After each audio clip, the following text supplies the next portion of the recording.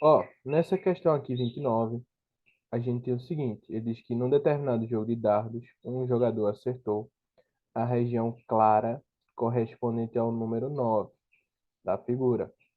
Então, tá aqui, né? O jogador será premiado se ele apontar um possível ângulo dessa região. Deixa eu puxar para cá agora. Sabendo que o dardo está exatamente sobre um valor notável do círculo trigonométrico, representado pelo alvo, ele ganhou o jogo apresentando um ângulo tal que. Estão vendo? Acho que dá para dar outro zoom aqui, né? Peraí. Deixa eu dar outro zoom. Se vocês olharem aqui, ele já meio que deixou claro para a gente como é que seria esse ciclo trigonométrico, né? Então, imagina que a gente tá aqui, ó. Fazer aqui. Tá mais ou menos assim. Aqui, né? E o outro, ele vai estar aqui também, ó. Então, não seria assim para a gente definir o ciclo trigonométrico? Beleza? Seria mais ou menos assim, né? Então, a gente tem essa configuração aqui para determinar o ciclo trigonométrico.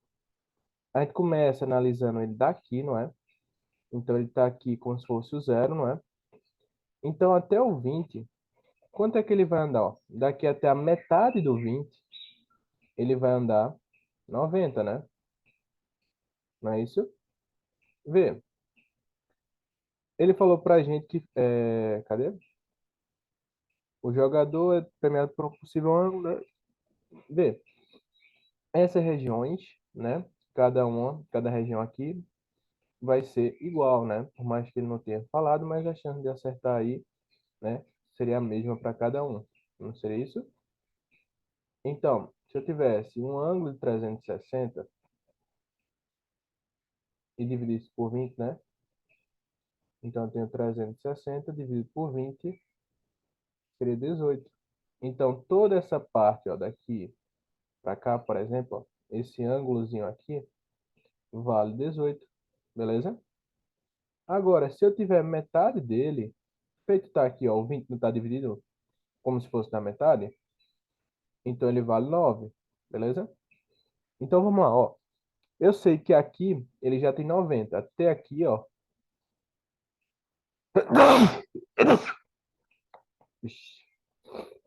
Ele já tem 90, né? Então, ó, metade desse daqui, ele vai andar 9, né? 18, né? Porque essa parte toda completa. E mais 18 aqui. Então, ele andou 90, mais 9, mais 18, mais 18. Beleza? 18 com 18 dá 36, com 90, ou com 9, 45, né? Com 90, 135, né? Então, esse primeiro ângulo até o 9, a gente sabe que vale 135. Então, a primeira parte do 9 aqui, o ângulo dele é de 135. A segunda parte do 9 vai ser quando ele fechar aqui, né? Então, ele vai ter 18, né? Vai somar mais 18 aqui, né? Então, mais 18. Isso daqui vai ficar 3, 5, 1. 153. Então, a região que ele está entre 135 e entre 153. Beleza? O 135 não vai fazer parte, né? Porque essa delimitação, a gente não ia saber se ele estava de um ou do outro, né? Da mesma forma que o 153 não estaria aqui. Ó, então, ele me deu um comando aí na questão, que é o seguinte. O jogador será premiado se ele apontar um possível ângulo dessa região. E aí ele falou o seguinte, ó. Sabendo que o dardo é exatamente sobre um valor notável. Um ângulo notável, né? Então, quando a gente tem os valores de 135 até 153, quais são os ângulos notáveis que a gente tem aqui? Vê, eles fazem parte do segundo quadrante, né? Que são valores que vão de 90 até 180, né? Então, esse é o segundo quadrante de um círculo trigonométrico. Para achar o valor correspondente desse ângulo, a gente faz 180 menos x.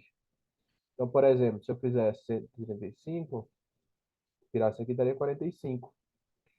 Então, o correspondente de 135 vai ser 45. E o correspondente de 153, né? Quando a gente vê essa diferença aqui, ó. Aqui fica 7, aí aqui vai ficar 2, né? Vai ficar 27, né?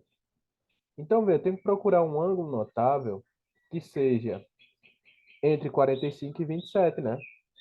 Então, eu sei que esse ângulo notável que a gente teria para trabalhar seria de 30 graus, né? Então, eu vou trabalhar com os 30 graus, só para lembrar, né, que ele é o correspondente de 150, não é? Então, o ângulo correspondente no segundo quadrante ao de 30 graus é 150. Como é que eu sei? 180 menos x tem que ser igual ao de 30. Vou passar para lá e para cá, né? Então vai ficar 180 menos 30 é igual a x. X vai ser igual a 150. Beleza? Ó, então achamos que é 150. O ângulo correspondente que ele vai ter. Então ele vai acertar o 150. Beleza? Então ele vai falar agora do cosseno, do seno, da tangente. Não é isso? Então vê. Vamos pelo seno. Ó. O seno de 30. O seno de 30, ele vale 1/2. Então e o cosseno também, o cosseno vai ser, ó, cosseno de 30 é raiz de 3. Eita, já está negativo, peraí. Vou botar depois só. Raiz de 3 sobre 2, né? Só que vê, se é o de 150, o de 150 é a parte negativa do cosseno. Então vai ser raiz de 3 sobre 2. Beleza? Então, ó, raiz de 3 menos raiz de 3 sobre 2, né? Então aqui não pode ser o cosseno. A tangente, né, de 30. A tangente de 30 vai ser raiz de 3 sobre 3, né? Então também não vai ser isso daqui, né? Então também não pode ser. Então também não pode ser isso daqui. E ele vai falar da secante, da cossecante, né?